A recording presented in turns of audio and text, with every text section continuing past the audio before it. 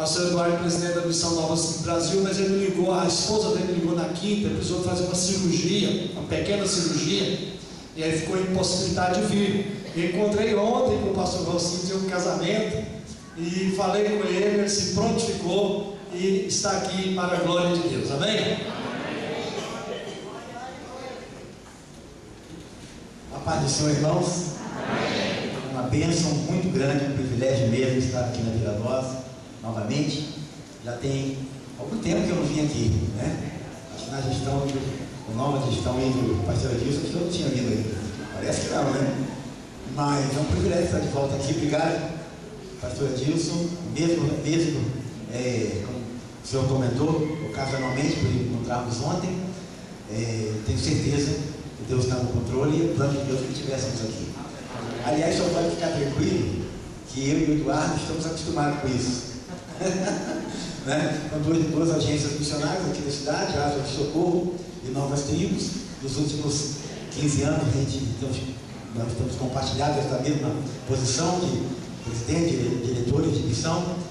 Nos encontramos muito em congresso missionário, conferência missionária. Eu, às vezes, me substituo, ele me substitui. Né? Então, já vou adiantar aqui o serviço. O que ele faria, se estivesse aqui, era passar para você um CD atualizado sobre a situação indígena no Brasil, ok? Indígenas do Brasil, trabalho feito pelo Departamento de Assuntos Indígenas da agência da Associação das Missões Multiculturais Brasileiras. Ele, eu e outros pastores, líderes de missões que atuam na área indígena, temos acompanhado o pastor Ronaldo Lidório, há um plano também que ele trazendo aqui, né? E essa a última pesquisa feita sobre a situação indígena no Brasil. Aí estão número de aldeias, número de etnias, línguas, quantas estão alcançadas, quantas têm a Bíblia traduzida, quantas têm trabalhos sociais entre elas, quais estados estão, toda a situação do panorama geral das nações indígenas, dos grupos étnicos indígenas do Brasil, está atualizado aí. Este é um trabalho que o pastor Eduardo está muito comprometido como presidente da Novas Tribos. Certamente ele estaria dando um panorama sobre isso. Então fica aí o CD, né? E você tem toda a liberdade de depois de avaliar e escolher algumas partes, colocar aqui como desafio missionário, tá certo? Para interceder por este ministério quando oportuno aqui em um dos encontros missionários. Para mim, irmãos, tem sido um privilégio estar envolvido com a obra missionária nos últimos, um pouquinho mais de 20 anos. O pastor Deus fez menção desse meu testemunho de vida. Muitos irmãos aqui em Anápolis conhecem, no passado já dei testemunho aqui na igreja, em outras igrejas. E a minha experiência tem sido de utilizar a minha profissão na obra missionária.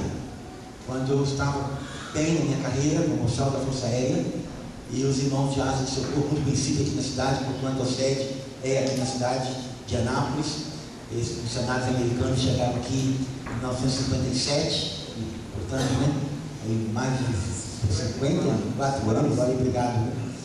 E quando eles nos convidaram, por ser piloto, estar envolvido com a obra missionária, em uma igreja lá no Rio de Janeiro, fazendo exatamente isso que você nos conduziu aqui nesta noite. Aliás, muito bom momento missionário, boas informações, né? Levando o povo a orar, a contribuir. E eu quero dizer para você que é muito perigoso fazer isso que você está fazendo aqui.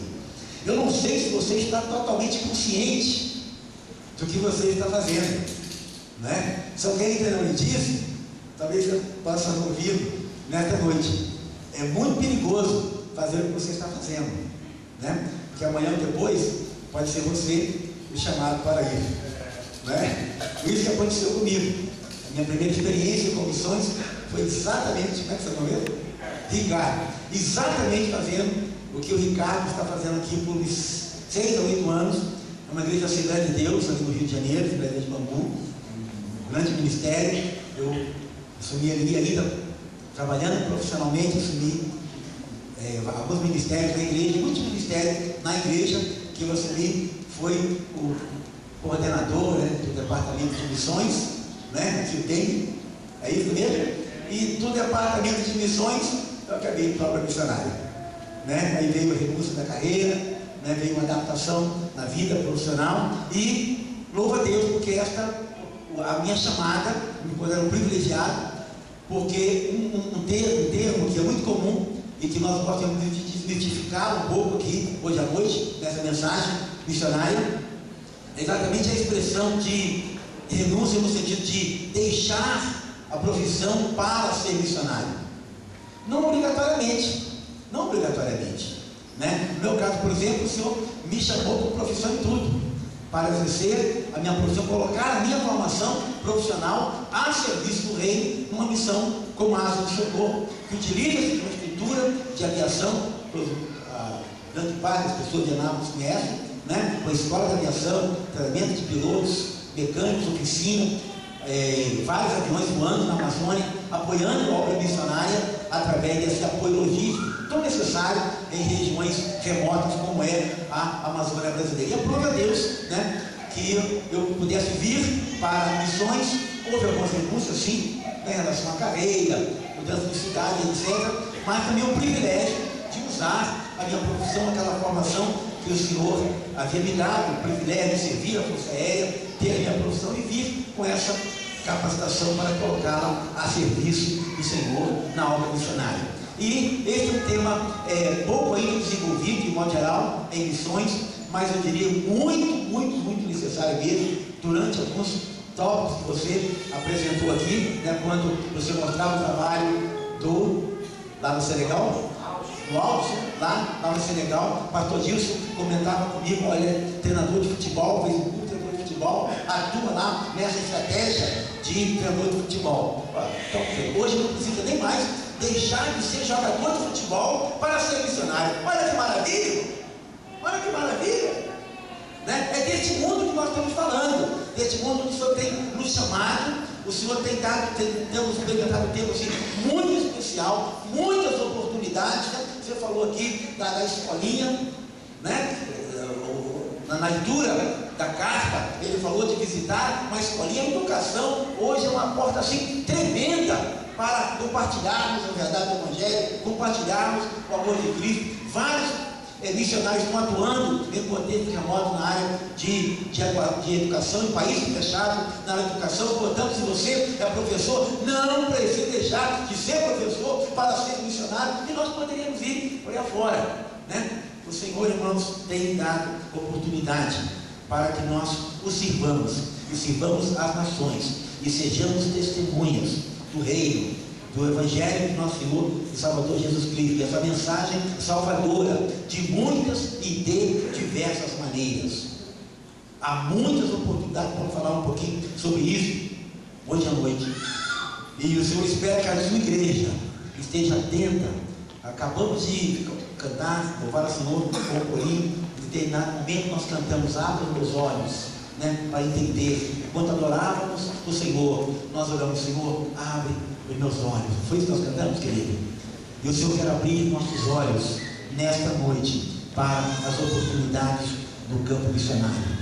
Louva a Deus mais uma vez por esta igreja. Recebi bem mesmo durante o momento missionário, não é? O compromisso dessa igreja com a missão, e que eu louvo a Deus por poder estar aqui como o pastor Eduardo Faria, da mesma maneira, né? Para contribuir com alguma informação no máximo, para me colocar à disposição dessa igreja em suas estratégias missionárias, né? E para interceder, orar juntamente com os irmãos, para talvez até fazermos um projeto juntos em um campo missionário, ter uma experiência juntas, né? Que Deus abençoe essa igreja, que essa igreja possa realmente seguir avante no seu projeto missionário, intercedendo como já fizemos, contribuindo, envolvendo. Também louvar a Deus, fiquei muito feliz com a mobilização, né, dos adolescentes, com a mobilização dos jovens.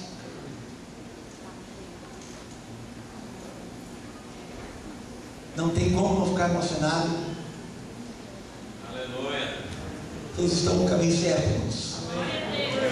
Ensinem seus filhos a falar do amor de Deus, a compartilhar do amor de Deus.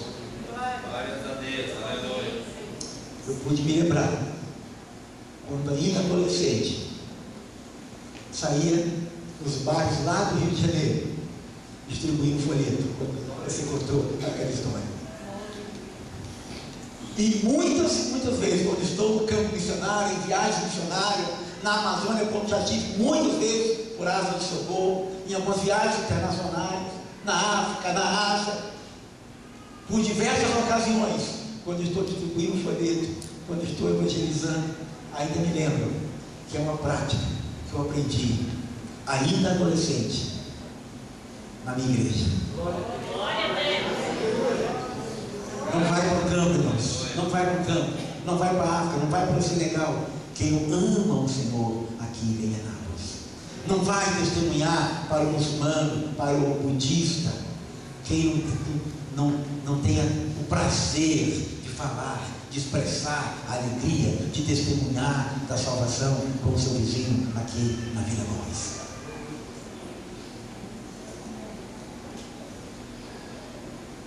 Eu me lembro, ainda na Força Aérea, uma certa ocasião, posei com o avião da Força Aérea, numa das fronteiras do Brasil, lá num lugar chamado São Gabriel da Cachoeira, uma parte do mapa, onde o pessoal, os militares chamam de cabeça do cachorro. Sei quantos já viram que no mapa do Brasil, na parte ali do oeste, na parte da fronteira com a Colômbia, com a Venezuela, tem um lugarzinho que parece a cabeça do cachorro, estava pousado ali, na missão da Força Aérea, e um amigo meu, que servia lá na região da Amazônia, sabendo que eu estava lá no Rio de Janeiro, muito envolvido com a obra missionária, como coordenador do departamento de missões da igreja, eu já vinha compartilhando com alguns colegas mais chegados, talvez um pouquinho desse conflito, missões e profissão, como servir a Deus, chamada, o que é chamada, como identificar a chamada do Senhor, qual o tempo da chamada. E esse colega me disse: olha lá, quando você pousar em Gabriel, fazendo muitas missões militares para lá, que tem vários quartéis do Exército, a Força Aérea vai para os aviões cargueiros para dar apoio logístico aos pelotões do Exército. E ele falou: visita um missionário fulano de tal, da missão Novas Tribos do Brasil, o pastor Eduardo conhece muito essa pessoa, já está aposentado, um missionário americano, que trabalhava com evangelizando indígenas naquela região bem extrema do Brasil, próxima à fronteira com a Venezuela, com a Colômbia. E ele disse: procure conversar com os missionários, vai ser bom para você, né? Eu então, pernoitando lá naquela cidade, a serviço, procurei aquele casal de missionários e, compartilhei um pouco as minhas dúvidas. E me lembro muito bem quando ele me disse: Deus não chama para um ministério específico, Deus não manda ninguém para o campo missionário que não seja fiel onde ele está hoje. Então, aquele irmão, já quase aposentando, logo depois ele se aposentou, um obreiro bem maduro, falou assim para mim: volte para a sua igreja lá no Rio de Janeiro, seja fiel onde o Senhor tem te colocado, seja fiel. Você é professor de escola dominical? Seja fiel professor de escola dominical. Você está dirigindo uma congregação? Dirige a congregação. Chamou de qualquer ministério, diaconia, enfim, oração, crianças, adolescentes, seja fiel. Porque é sendo fiel lá em Jerusalém que um dia o Senhor, se tem uma chamada específica, te manda para Samaria ou para os confins da terra. Eu botei aqui no meu coração. Ele disse que o tempo de Deus é muito específico. E ele disse: eu percebo que você tem uma chamada, eu percebo que o seu coração arde por missões. Mas ele disse para mim naquele dia: olha, tem tempo do preparo e tem o tempo do envio. E ele, naquele dia ele distinguiu para mim o que é chamado, o que é preparo, o que é o envio. Você hoje aqui pode ter uma consciência da sua chamada. Você hoje pode receber uma palavra do Espírito Santo de Deus na sua vida, trazendo ao seu coração a certeza de que tu tem uma chamada específica, de que Deus tem uma obra específica para você, um ministério específico para você. E de repente demandar um tempo para o Senhor te preparar para esta obra. Ele ministrou na minha vida aquele dia. Ele disse: olha, talvez Deus está te preparando para uma obra. E a terceira, concluindo esse conselho, ele disse: Deus tem tempo para cada propósito. E quando esse tempo chegar, não haverá dúvida. Porque Deus não é Deus de confusão. Deus não é Deus que chama a esposa, não chama a esposa. Deus não é Deus que chama e depois não supre no campo de trabalho. Deus não é Deus que chama e envia despreparado. Essas coisas podem acontecer por nossa desobediência, mas quem está no centro da vontade de Deus, tem o chamado, tem o preparo, tem o envio. Aquilo acalmou, irmãos, o meu coração.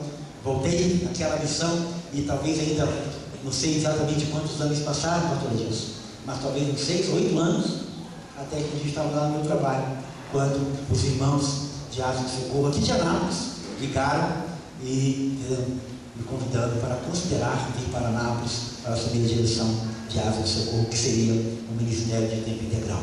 Naquele dia, no momento que eu recebi aquele telefonema, o Espírito de Deus falou no meu coração. E eu me lembrei da conversa com o missionário lá na fronteira do Brasil, com a Venezuela. E disse: parece que chegou o tempo. E realmente foi o tempo, tanto é que passamos aí esses 15 anos em Asos e agora já desenvolvendo outros ministérios. O grande desafio, irmãos, o grande desafio é entender a vontade de Deus. Porque eu creio que é mais fácil obedecer quando se discerne a vontade de Deus.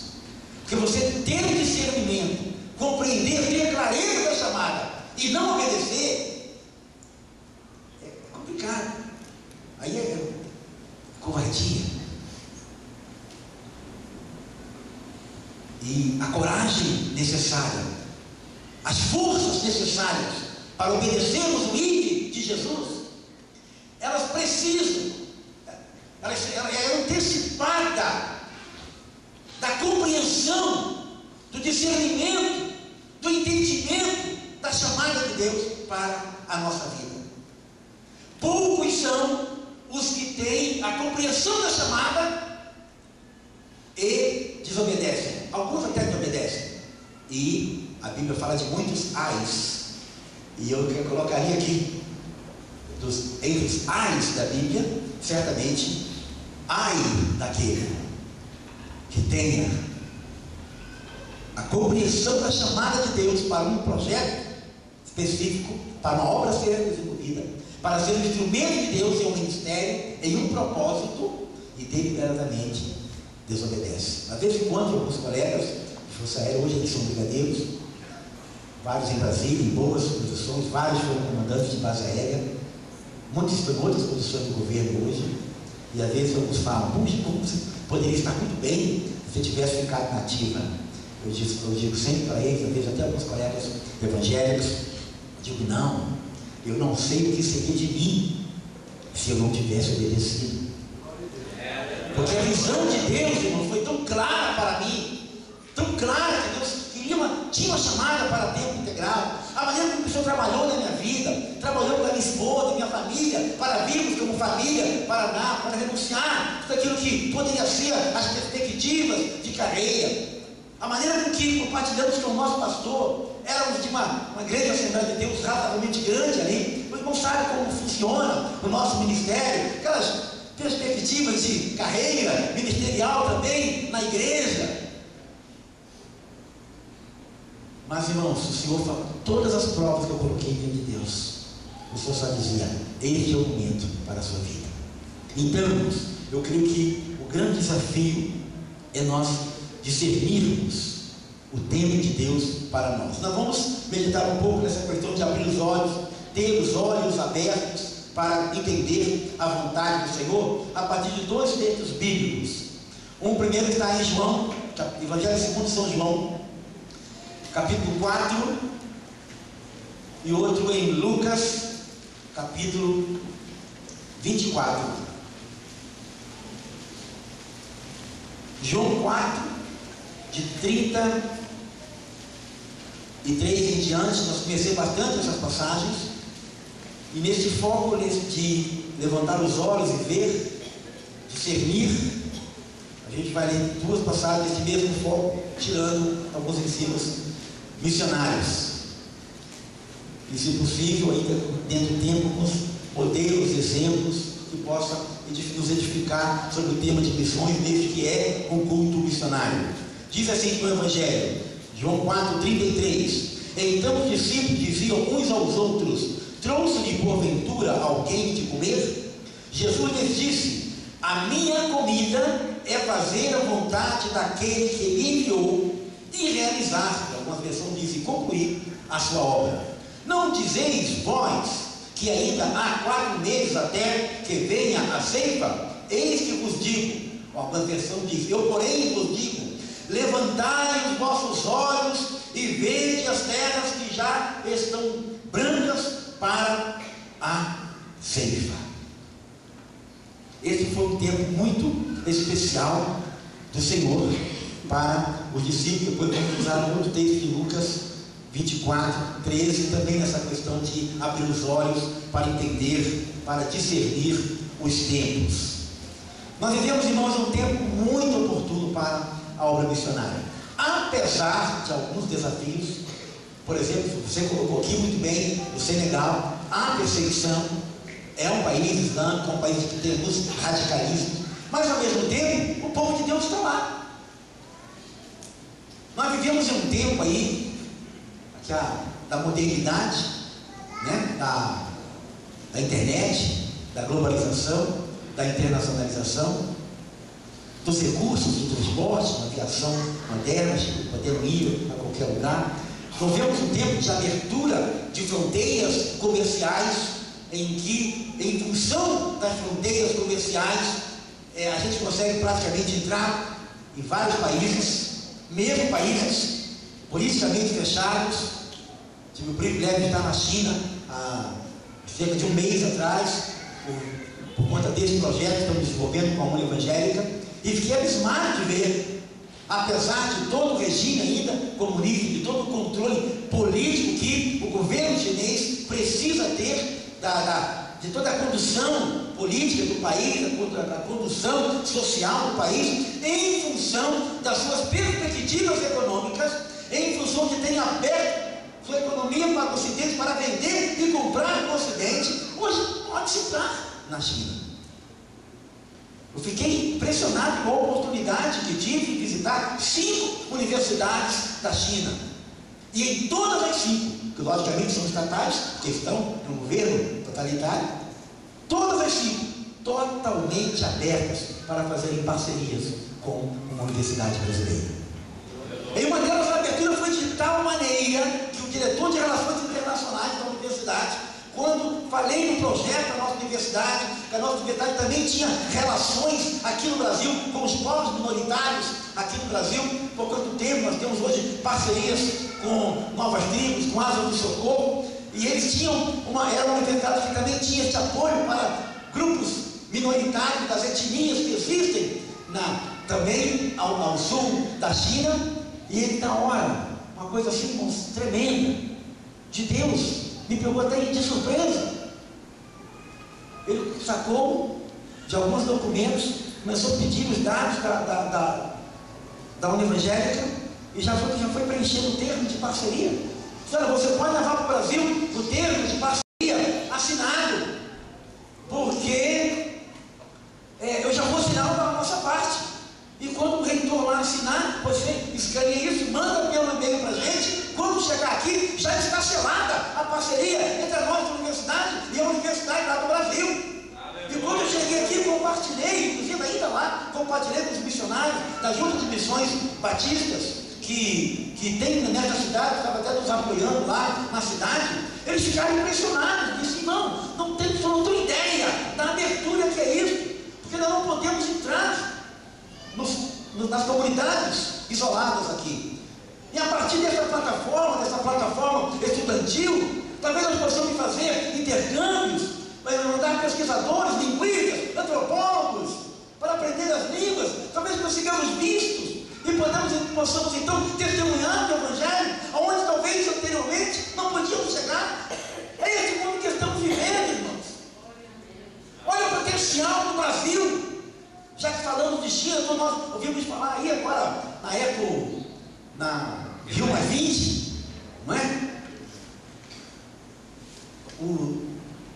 Os chamados BRICS, né? Brasil, Rússia, Índia, China, agora a África do Sul. Irmãos, é tremendo você pensar que o Brasil hoje assume uma posição entre os países considerados do mundo, entre as economias possíveis de interagir com as grandes economias do mundo.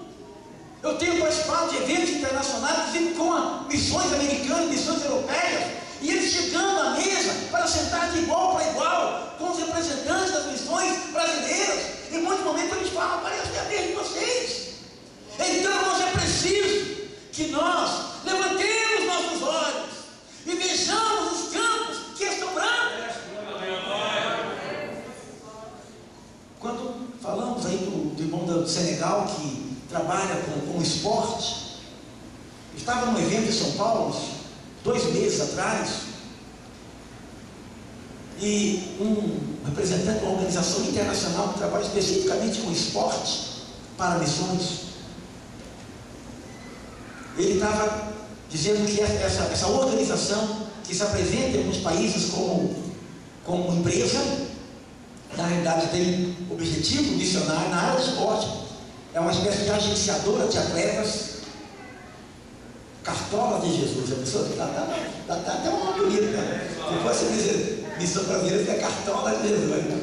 Uma organização agenciadora de atletas e agenciadora de treinadores de alta performance, treinadores profissionais dos principais esportes: basquete, futebol, atletismo, em diversas áreas. E como o relatório que ele deu nesse congresso foi tremendo. Países fechados, países restritos, países onde você não pode entrar como missionário de carteirinha, digamos assim.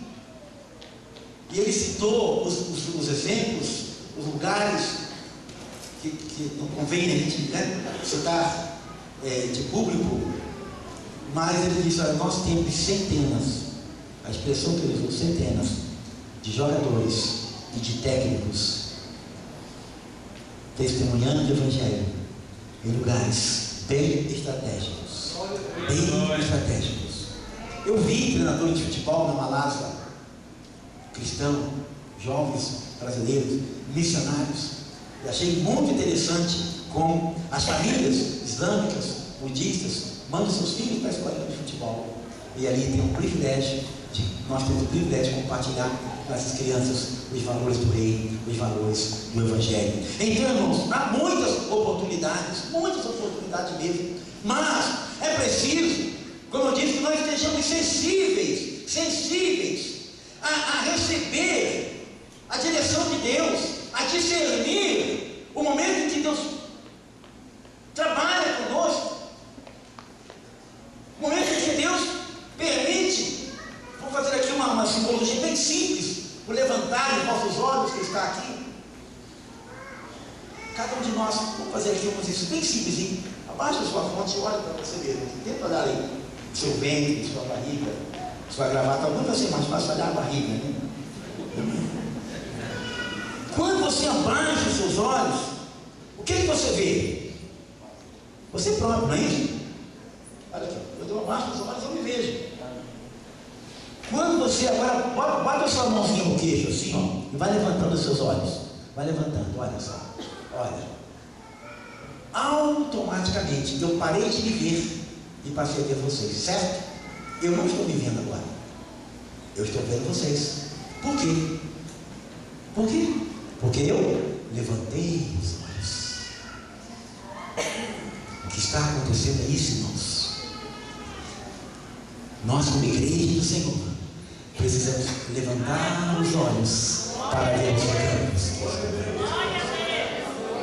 Mas levantar os olhos significa deixar de olhar para si mesmo. O fato é que nós vivemos em um tempo de grandes oportunidades, mas também Deus tem nos abençoado de tal maneira, e esse é um risco que hoje a igreja brasileira passa. Como viram no meu testemunho, me envolvi em missões nos últimos 25 anos. E me lembro ainda quando nós orávamos. Alguns irmãos aqui vão lembrar. Quando orávamos pela inflação dentro do país. Eu me lembro na missão de Antioquia, em conferências missionárias com o pastor Jonathan, lá em São Paulo. Todos nós enfiando a mão no bolso, pegando uma nota e ajoelhando com a nota do dinheiro brasileiro e pedindo: Senhor, sara a nossa moeda. E aqueles obreiros ministravam para a gente naquela conferência missionária, para algumas milhares de pessoas. Ele dizia: o Senhor vai sarar a moeda brasileira para que nós possamos ter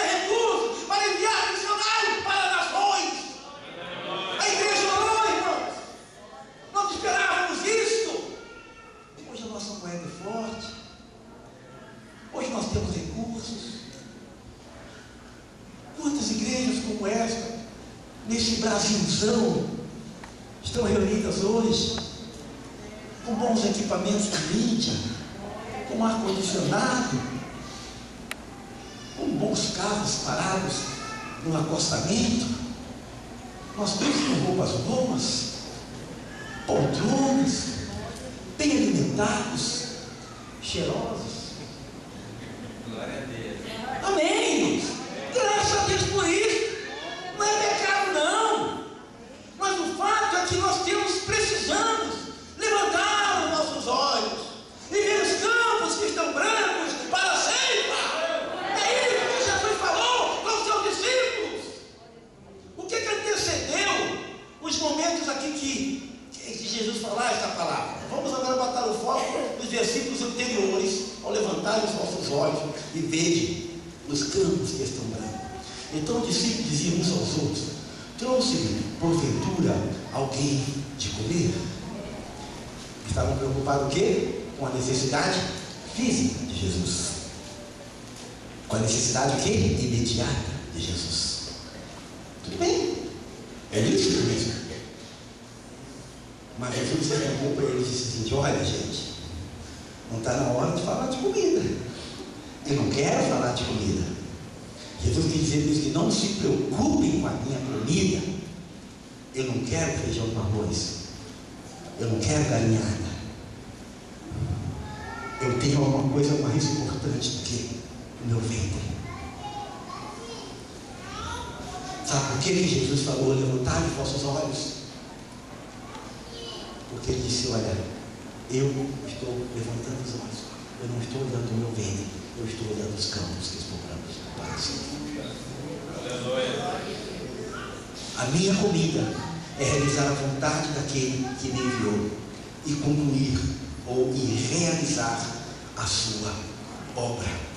Porque será, irmãos, que Jesus, imediatamente antes de dar a lição de levantar os vossos olhos, ministrou sobre eles sobre necessidades básicas, sobre comida. Porque comida, irmãos, é a nossa prioridade maior. Nós temos que comer todo dia. Temos que nos alimentar todo dia. Comida fala de necessidade. Comida fala de prioridade. Comida fala de apetite, necessidade. Quando vai dando a hora, no almoço, se passa a hora, eu já não consigo mais pensar em outra coisa. Não é isso? Então começa a roncar, né? A hipoglicemia vem chegando. Necessidade. Eu começo a ficar ansioso, suco gástrico aqui já começa, né, incomodar. Comida também fala, quando a necessidade é atendida, fala de prazer, coisa boa. É um prato cheiroso, é um prato bonito. Comida tem a ver com cultura também. Nós que andamos por outros países sabemos o quanto a gastronomia tem a ver com a cultura, né? Os temperos, o cheiro, a forma de fazer, as tradições. O que Jesus queria dizer aqui é o seguinte: olha, vocês precisam, antes de pensar em comida,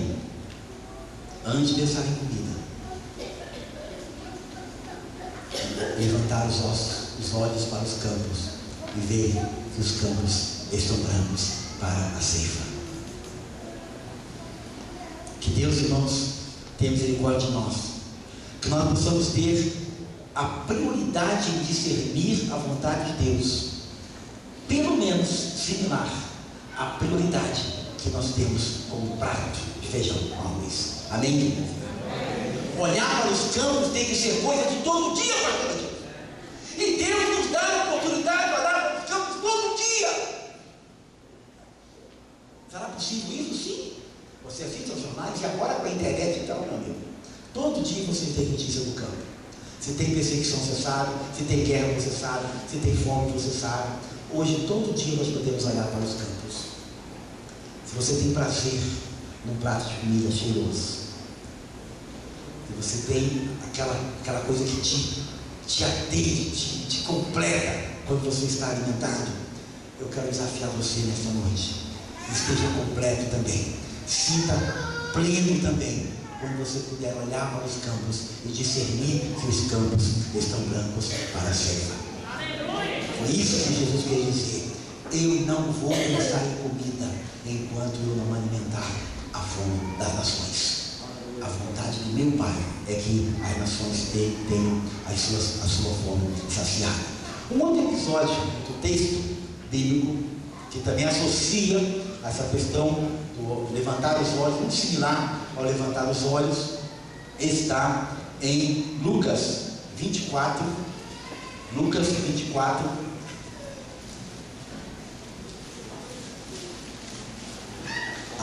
Vários versículos, vou para a questão de tempo, vou pensando direto os versículos. É um texto muito conhecido dos discípulos no caminho de Emaús. E no versículo 31, diz assim: abriram-se-lhe os olhos, abriram-se então os olhos e conheceram, e ele desapareceu. Nós conhecemos bastante esta passagem dos discípulos no caminho de Emaús, narrada em Lucas 24, quando os discípulos iam pelo caminho, um pouco decepcionados, um pouco tristes, porque Jesus havia sido crucificado, e eles esperavam que ele fosse o Salvador, o Redentor de Israel. O versículo 15 diz que aconteceu que, indo eles falando entre si, perguntavam uns aos outros. Então Jesus aproximou-se e ia com eles, mas os olhos deles estavam como que fechados, para que não o conhecessem.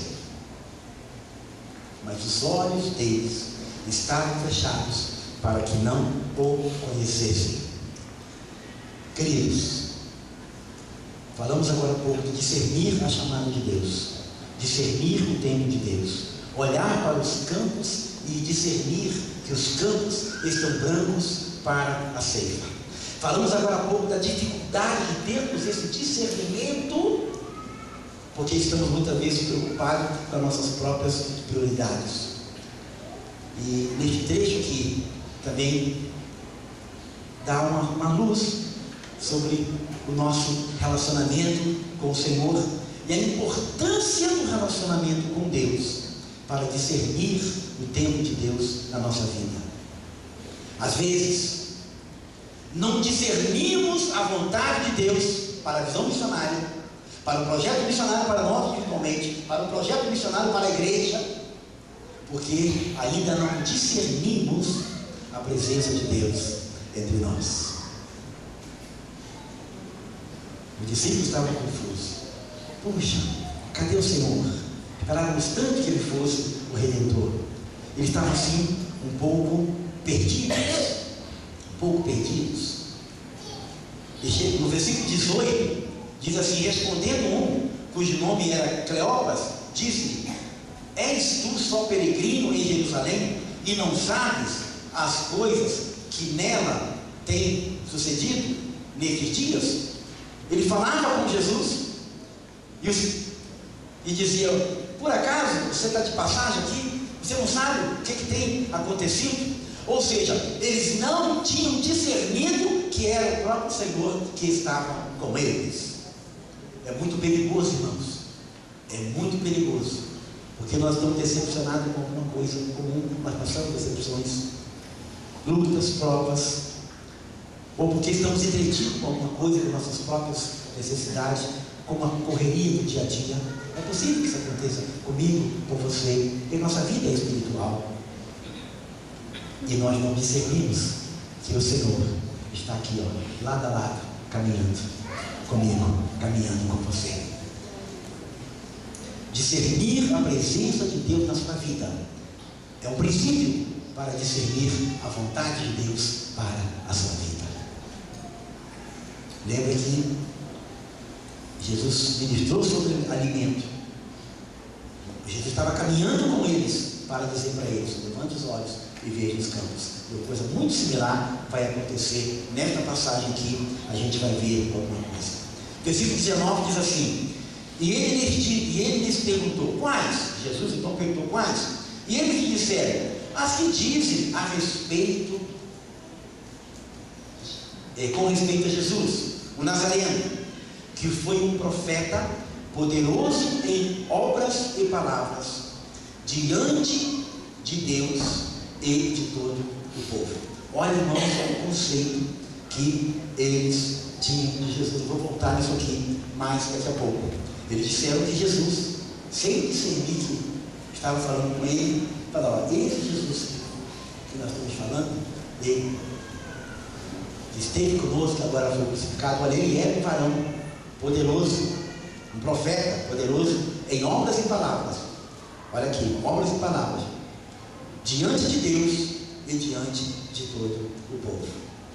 Eles sabiam que Jesus era isso, mas não discerniam que Jesus estava ali caminhando com eles. A caminhada continuou. No versículo 28, e chegaram à aldeia para onde iam, e Jesus fez com que ia mais adiante. Jesus assim: olha, então caminhou um pouquinho e foi andar um pouquinho mais à frente. Versículo 29, eles constrangeram dizendo: fica conosco, porque já é tarde, e já declinou o dia. E entrou para ficar com eles. Jesus aqueceu ao convite deles, mesmo sem discernir. Eles convidaram para aquele peregrino, para aquele viajante: entra na casa, vem aqui, já está tarde, vem comer com a gente.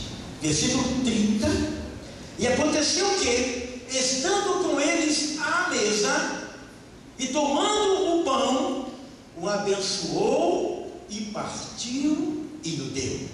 E versículo 31, querido, abriram-se-lhes os olhos então, e conheceram, e ele desapareceu-lhes. Muito similar a João 4, quando Jesus ministrou para eles sobre os olhos, quando falava de comida.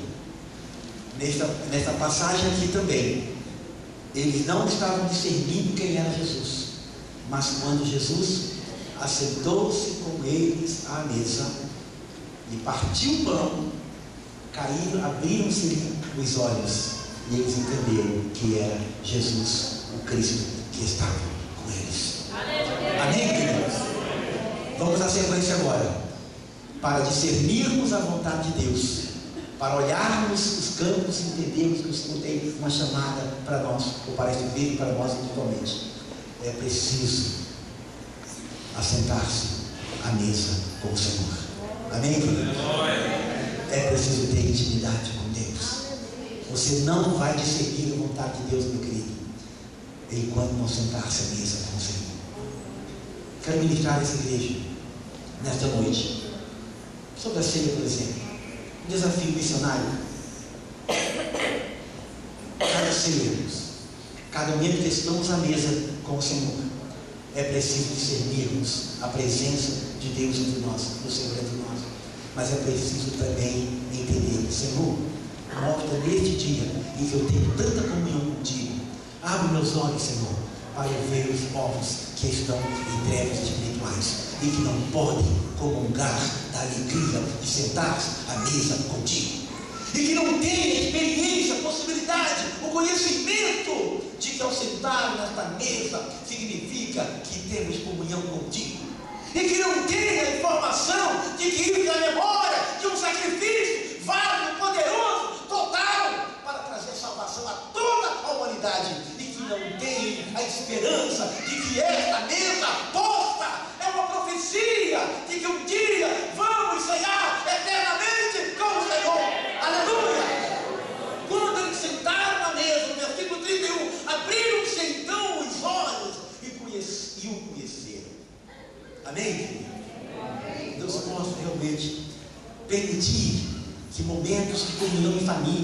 quando sentarmos à mesa, com a nossa casa e nossa família, que nós orarmos que a presença do Senhor seja conosco em nossa casa, agradecemos aquela mesa farta. É preciso que nós lembremos naquele mesmo momento, povos, nações, pessoas espirituais.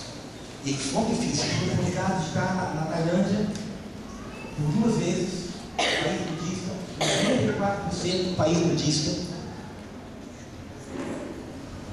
E é lindo chegar nas escolas e ver como Deus tem dado oportunidade, aberto as portas para missionários trabalhando em educação, entrar naquelas escolas e ministrarem para aquelas crianças.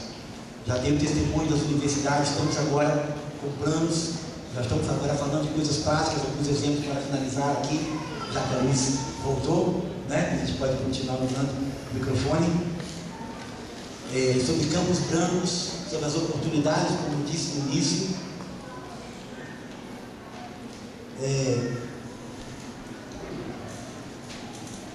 Uma delas, os movimentos migratórios. Muitos, hoje não existem mais.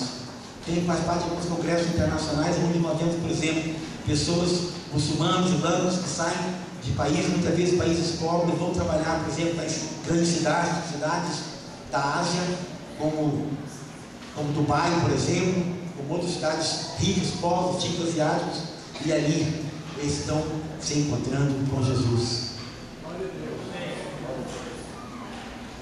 Nesse trabalho, lá na universidade agora, uma das frentes que estamos abrindo é a possibilidade de nós complementarmos a educação, e a universidade oferecer isso, complementarmos a educação de pastores e missionários, assim como, por exemplo, aqui, treinador de futebol, para ir a outro país com estratégia, outro área de educação, outros, enfim, engenharia, informática, né? Saúde, muito importante também, e nós sabemos que os seminários, né? Nem todos dão essa formação complementar. Nós entendemos que a universidade vai cumprir o seu papel missionário quando oferecer formação complementar para seminaristas, para que possam chegar no campo missionário com formação acadêmica, com títulos para poder entrar, ter vídeos e testemunharem do Evangelho de Deus nessas comunidades. Nós temos muitos testemunhos, tanto no Senegal, como foi dito aqui, outros países islâmicos, países pobres da África, países da Ásia, aonde temos tido várias oportunidades de entrar nesse país através de movimentos do Evangelho Integral, através de movimentos assistenciais, levando assistência, levando médico, dentista. Tive a oportunidade de passar na Indonésia, na Tailândia também, nas regiões onde foram varridas pelo tsunami.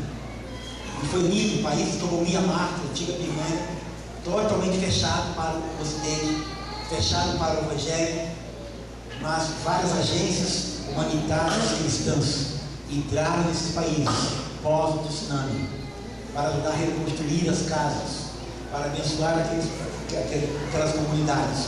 E eu tive o privilégio de visitar algumas daquelas praias, algumas comunidades de pescadores de algumas ilhas, onde o Evangelho chegou depois do tsunami, e lá está implantada a igreja até hoje. A igreja, a escola, o posto de saúde, abençoando. Uma oportunidade com negócios também, várias oportunidades com negócios, as relações internacionais, países que, ditos fechados, estão abrindo. Eu visitei na Tailândia uma universidade internacional de excelência, ministrando ensino em inglês, e as famílias mandam os filhos para aquela universidade, porque sabem da qualidade do ensino.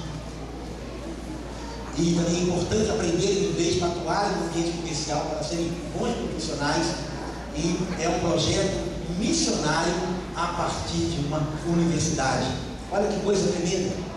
Quando o Senhor manda a gente levantar os nossos olhos e ver os campos de Cristo Branco, é disso que o Senhor está falando. É de esporte em missões, é de negócio em missões, é de educação em missões, é de saúde em missões, é de crianças em missões, de jovens em missões, senhoras, Débora, orando por missões, famílias em missões. É disso que o Senhor está falando.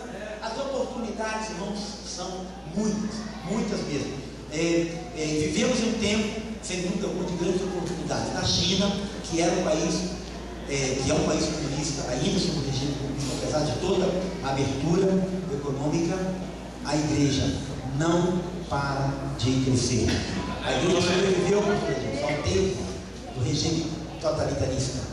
A igreja chamada igreja perseguida.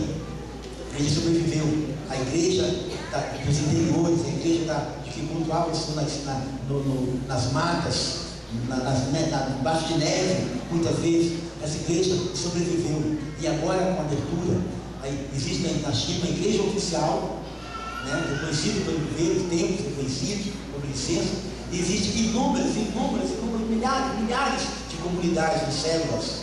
Eu tive o privilégio de visitar algumas células nas casas, que a lei não permite que se reúnam em lugar que não é lugar público, com licença pública para funcionar, com licença governamental para funcionar, mais de 20 pessoas. Então, isso é uma bênção, porque naturalmente o próprio governo já, inclusive, direcionou o movimento de células. E são muitas células, todas as linhas denominacionais, e praticamente, podemos dizer, de certa forma, o governo já perdeu o controle do crescimento da igreja na China. Então estamos falando, irmão, de oportunidade em países fechados ou politicamente, ou por religiões extremistas, ou por guerras, os refugiados de guerra, a oportunidade de entrar em campos de refugiados.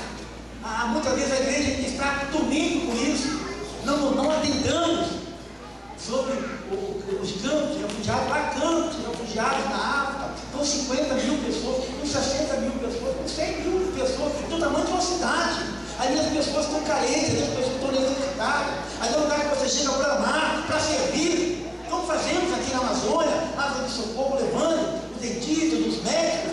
Quantas oportunidades lindas eu já presenciei, vendo as pessoas aceitando Jesus, vendo as pessoas compreendendo o valor do Evangelho, porque viram a ação de misericórdia, de amor, chegando até elas.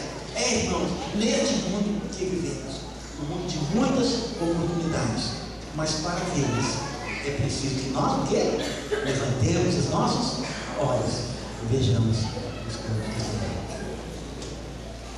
A resposta do discípulo foi aquela. O discípulo a Jesus foi aquela.